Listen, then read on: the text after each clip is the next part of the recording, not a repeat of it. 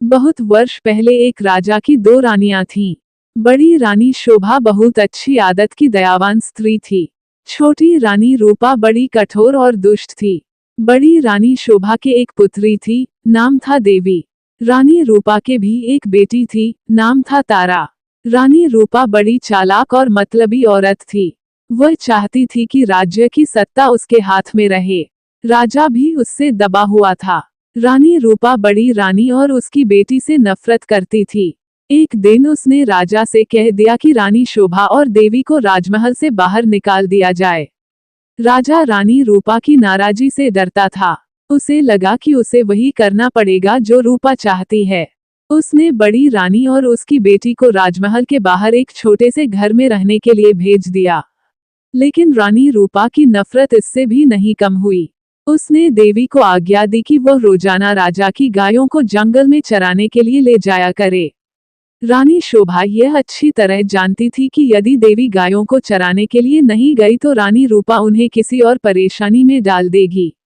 इसलिए उसने अपनी लड़की से कहा कि वह रोज सुबह गायों को जंगल में चराने के लिए ले जाया करे और शाम के समय उन्हें वापस ले आया करे।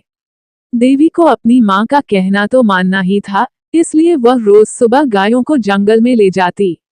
एक शाम जब वह जंगल से घर लौट रही थी तो उसे अपने पीछे एक धीमी सी आवाज सुनाई दी, देवी, देवी, क्या तुम मुझसे विवाह करोगी? देवी डर गई। जितनी जल्दी हो सका उसने गायों को घर की ओर हाँका। दूसरे दिन भी जब वह घर लौट रही थी तो उसने वही आवाज दोबारा सुनी। वही प्रश्न उससे फिर पूछा गया। रात को देवी ने अपनी माँ को उस आवाज के बारे में कहा।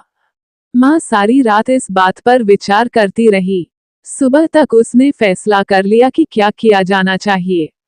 सुनो बेटी, वो अपनी लड़की से बोली, मैं बता रही हूँ कि यदि आज शाम के समय भी तुम्हें वही आवाज सुनाई दे तो तुम्हें क्या करना होगा? बताइए माँ, देवी ने उत्तर दिया। तुम उस आवाज को उत्तर देना, रानी शोभा ने कहा। कल सुबह तुम मेरे घर आ जाओ, फिर मैं तुमसे विवाह कर लूंगी। लेकिन माँ, देवी बोली, हम उसे जानते तक नहीं। मेरी प्यारी देवी, माँ ने दुखी होकर कहा, जिस स्थिति में हम जीवित हैं उससे ज्यादा बुरा और क्या हो सकता है। हमें इस प्रस्ताव को स्वीकार कर लेना चाहिए। ईश्वर हमारी सहायता करेगा। उस शाम को जब देवी गायों को लेकर लौट रही थी उसे वही आवाज फिर सुनाई दी। आवाज कोमल और दुख भरी थी।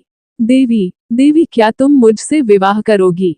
क्या तुम मुझसे विवाह करोगी? आवाज बोली। देवी रुक गई। उसने पीछे मुड़कर देखा लेकिन उसे कोई नहीं दिखाई दिया। वह हिचकिचाई। वह वहां से भाग जाना चाहती थी लेकिन फिर उसे माँ के शब्द याद आ गए। वह जल्दी से बोली, हाँ, यदि तुम कल सुबह मेरे घर आ जाओ तो मैं तुमसे विवाह कर लूंगी। तब वो बड़ी तेजी से गायों को हाँकती हुई घर चली गई। अगले दिन सुबह रानी शोभा जरा जल्दी उठ गई।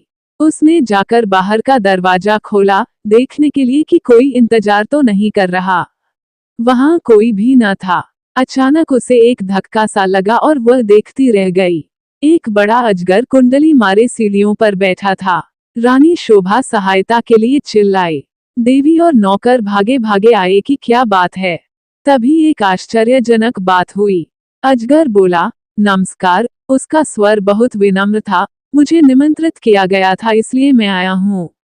आपकी लड़की ने मुझसे वायदा किया था कि यदि मैं सुबह घर आ सकूं तो वह मुझसे विवाह कर लेगी। मैं इसलिए आया हूँ। रानी शोभा की समझ में नहीं आ रहा था कि वो करे तो क्या करे। उसे तो यही आशा थी कि किसी दिन कोई सुंदर नौजवान उसकी लड़की से विवाह करने आएगा। उसने ये कभी नहीं सोचा था कि वह अजगर होगा। एक नौकर भागकर रानी रूपा के पास गया और उसने सारी घटना बतला दी। रानी यह सुनकर प्रसन्न हुई। वो उसी समय अपने नौकरों के साथ रानी शोभा के घर गई। यदि राजकुमारी देवी ने किसी के साथ विवाह का वायदा किया है, वह बोली तो उसे अपना वायदा अवश्य निभाना चाहिए। रानी होने के कारण ये देखना मेरा कर्तव्य है कि वह अपना वायदा पूरा करें। उसी दिन विवाह हो गया।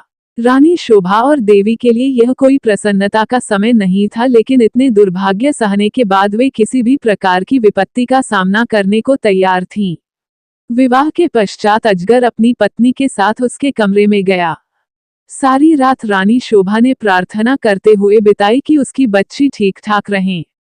दूसरे दिन बड़े सवेरे उसने देवी के कमरे का दरवाजा खटखटाया। क्या देवी मारी जाएगी? क्या होगा देवी के साथ? जानने के लिए अगला पार्ट जरूर देखें। हेलो दोस्तों, वीडियो अच्छी लगी हो तो लाइक करें, शेयर करें व चैनल को सब्सक्राइब करना न भूलें। धन्यवाद।